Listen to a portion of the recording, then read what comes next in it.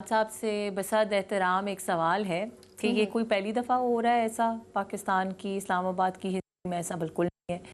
इससे पहले 3 chief justice जो हैं वो दूसरे कोर्ट से ट्रांसफ़र होके आए इस्लामाबाद हाई कोर्ट, और फिर उसके बाद वो चीफ जस्टिस बने।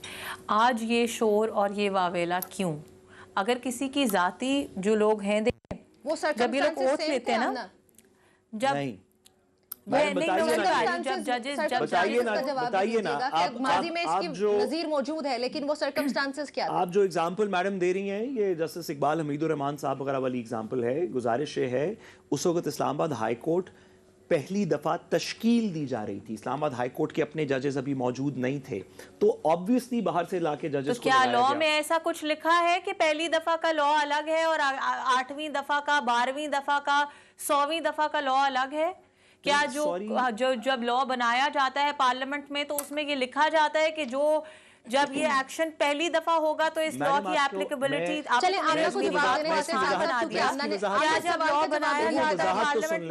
वजाहत तो सुन लें। आपकी बात दुरुस्त है, कानून जब एक दफा बनता है तो हर वक्त के लिए होता है। 2 गुजारिशात हैं जुडिशरी के अंदर कि क्या वजह है कि जब आप लाहौर के अंदर आप जजेस के लिए तैनाती करते हैं तो आप लाहौर बार की मेंबरशिप के अंदर से लोग देखते हैं। बड़ा अच्छा वकील होता है सिंध बार का, आप उसे कराची हाई कोर्ट में एलिवेट करते हैं, आप उसे पंजाब हाई कोर्ट में, लाहौर हाई कोर्ट में एलिवेट नहीं करते। बार्स के अंदर डिस्ट्रीब्यूटेड है हमारा पूरा जुडिशल प्रोफेशन।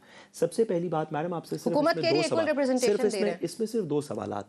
एक ये कि इस्लामाबाद की बड़ी हेल्दी बार है। अब पहले तो आपने सारे जजेस बाहर से लाने थे, अब तो आपने 2 लगाने हैं। इस्लामाबाद की बड़ी हेल्दी बार है, आपको लगाने चाहिए।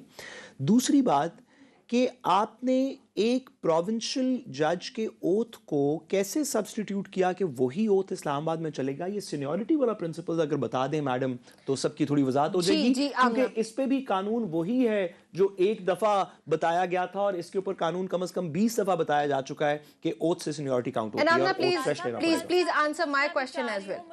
मैं आपसे कल से पूछना भी चाह रही हूँ कि मुझे वो कोई सेक्शन बता दें, कोई वो बता दें जिसका आप हवाला दे रहे हैं कि किस सेक्शन के अंदर ये कहा गया है कि वो ओथ जो है वो उनका एक्सेप्टेबल नहीं होगा। मुझे थोड़ी सी रहनुमाई कर दें ताकि मैं आपकी बात का बेहतर जवाब दे सकूं। जी मैडम। दूसरी बात ये है कि मैडम जो उन्होंने ओथ लिया, जो हाई कोर्ट के जज साहिबान ओथ लेते हैं, वो ये कहते हैं कि मैं आइन की पासदारी करूंगा एज जज of this high court.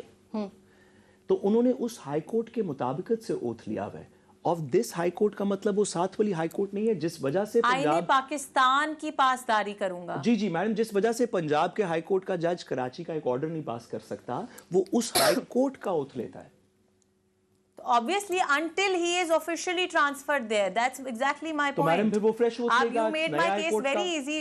You made my case very easy for me. इसीलिए मैंने कहा कि आज हम आपसे पूछते हैं जो मैं कहना चाह रही हूँ।